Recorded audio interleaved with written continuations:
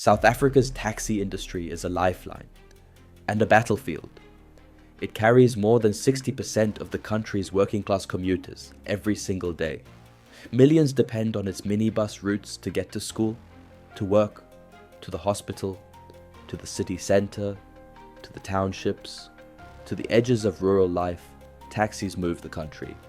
They are the veins of this nation. But behind the familiar yellow stripes and the loud hooters lies a world of deadly rivalries, extortion, territorial warfare, and politically connected violence, so entrenched that many South Africans call it exactly what it is: the taxi mafia. This is the secret criminal empire, hiding in plain sight. This is the story of how it began, how it grew, how it claimed thousands of lives, and why it still controls routes, money, and fear across the nation today. To understand the taxi underworld, the killings, the assassinations, the hitmen, the forced shutdowns, we must go back to the very beginning. Because the roots of this empire were planted long before the headlines, long before the shootouts on highways, and long before the word taxi mafia existed. It began in the 1970s and 1980s, when apartheid-era transport laws made it nearly impossible for black South Africans to move freely.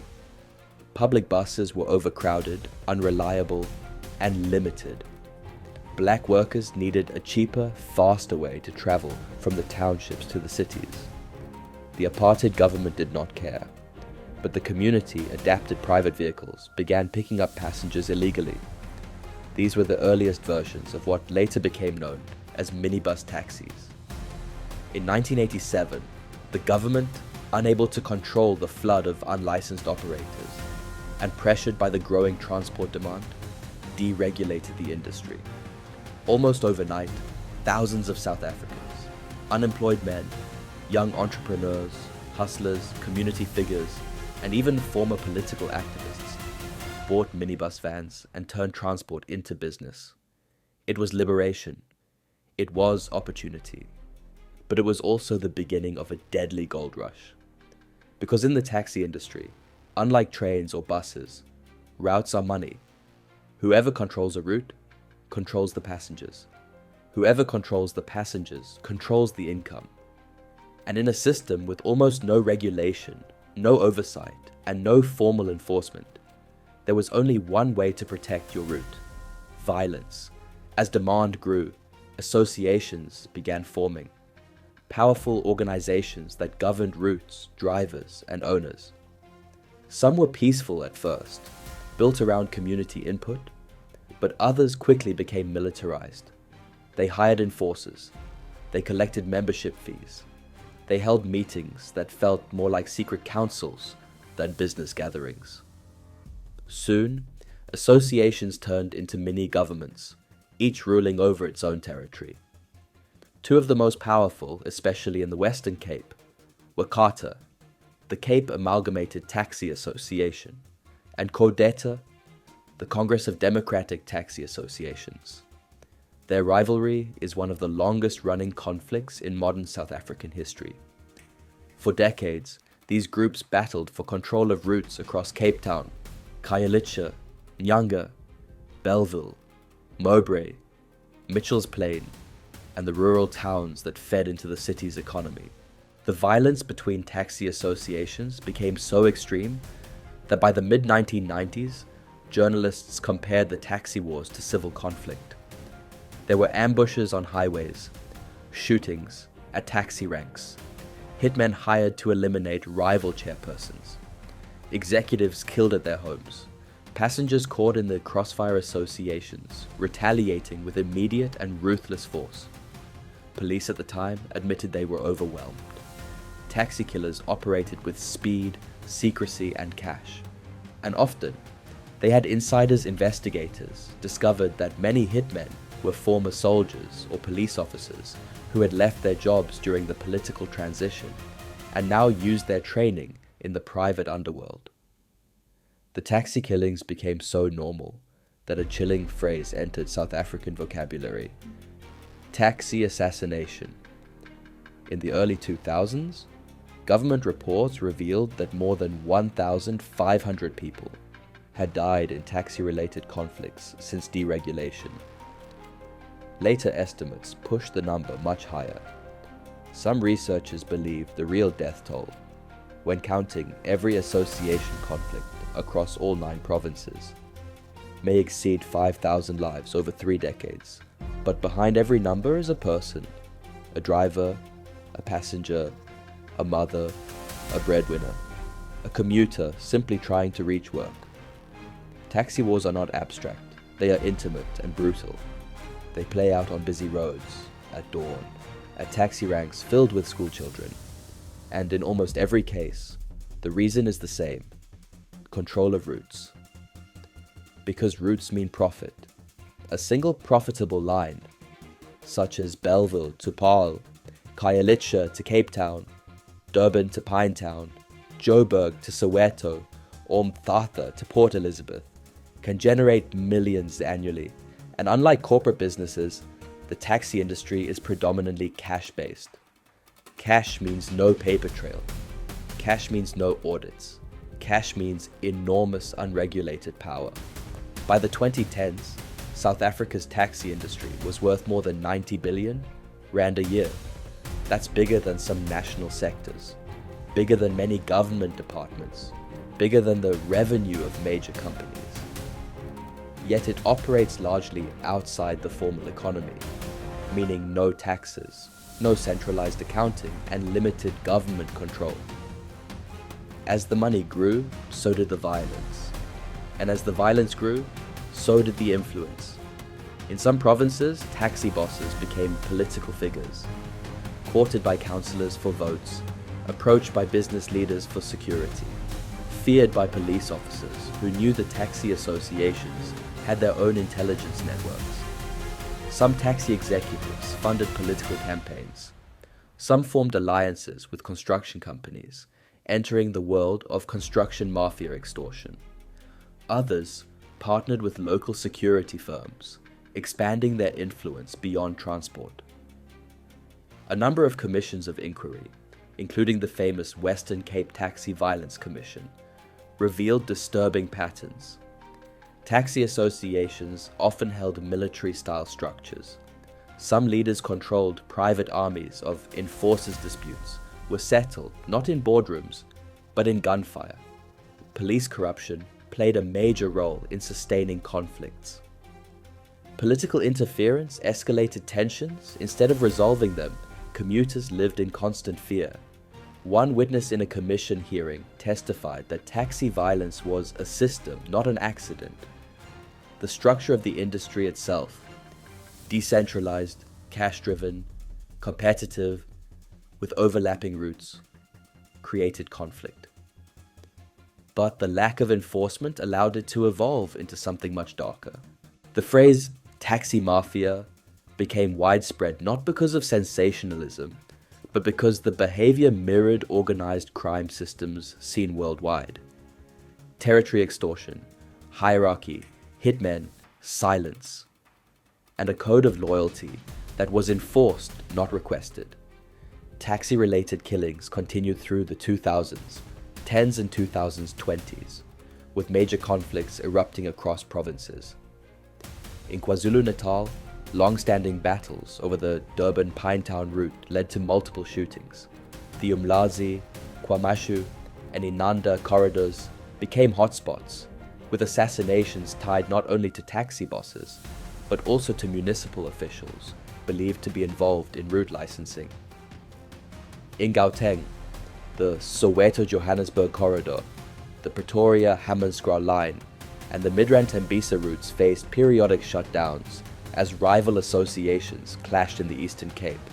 The Mthatha wars between associations led to nighttime curfews and major bus services pulling out for safety concerns. In Mpumalanga and Limpopo, cross-border disputes triggered armed standoffs at taxi ranks, sometimes lasting weeks. A shocking pattern emerged. When a route became profitable, violence followed. One investigator famously said, "In the taxi world, you don't compete, you eliminate." There were cases where newly elected taxi association leaders were murdered within weeks of taking office. Others were killed hours before major licensing meetings. Some disappeared without trace, only to be found later in abandoned fields or rural roads. The brutality was strategic. It sent messages, enforced discipline, and deterred rivals. Yet through all of this, millions of ordinary South Africans had no choice but to continue using taxis. In many areas, taxis are the only available transport. While the battles for power raged above, the working class remained caught below, trapped in a system they could not escape. The state made attempts to intervene. Task forces were created, police units were deployed, agreements were signed at provincial levels to end taxi wars. But the truth is, the taxi mafia's power came from more than guns.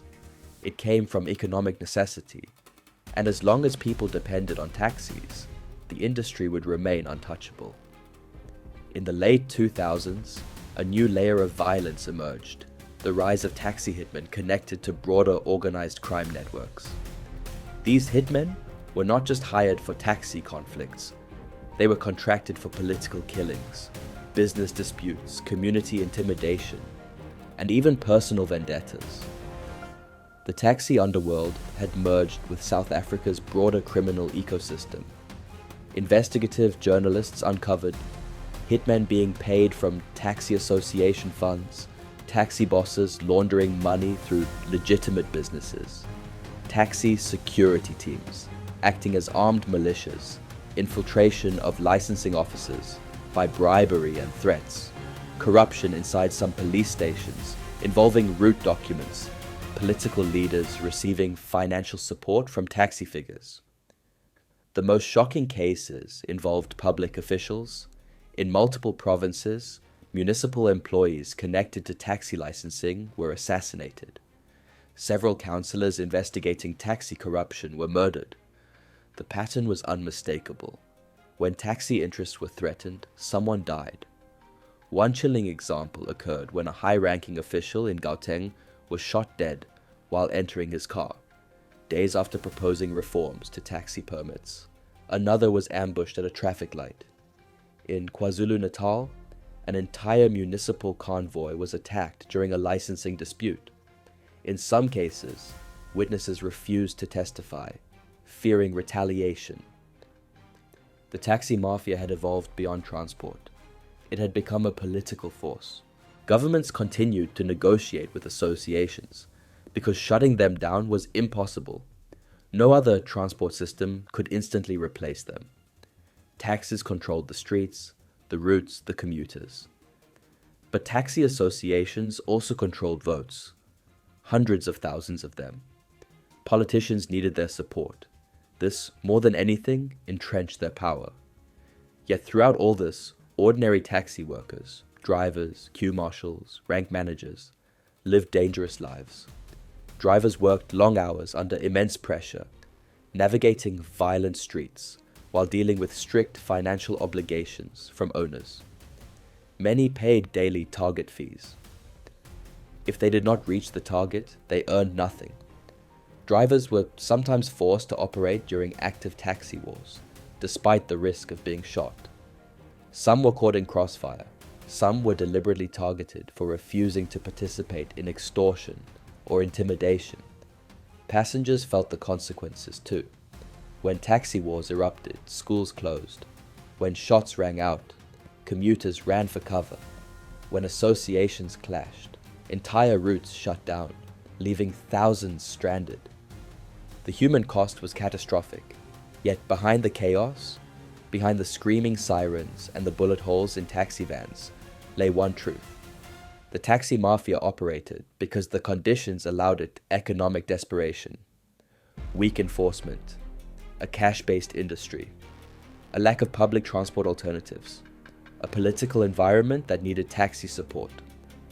It was a perfect storm, and the storm never passed. In recent years, new investigations exposed another layer: the financial structure of the taxi empire.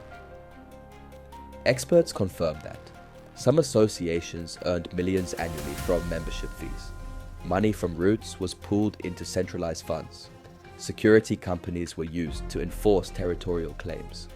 Associations acquired property, buildings, and land. Cash was allegedly moved through informal channels. The deeper journalists looked, the more it resembled a parallel economy, one with its own laws, punishments, and power structures. Today, the taxi industry remains both essential and feared. When associations declare an industry shutdown, entire cities grind to a halt. Businesses close. Buses stay off the road.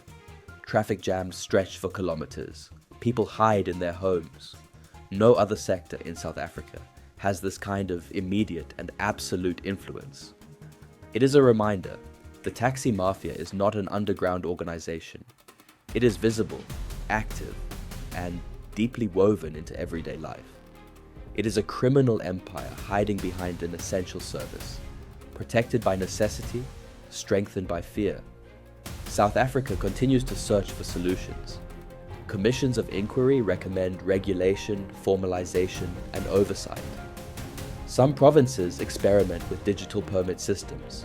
Others propose rapid transit buses. But none of these fully address the root issue.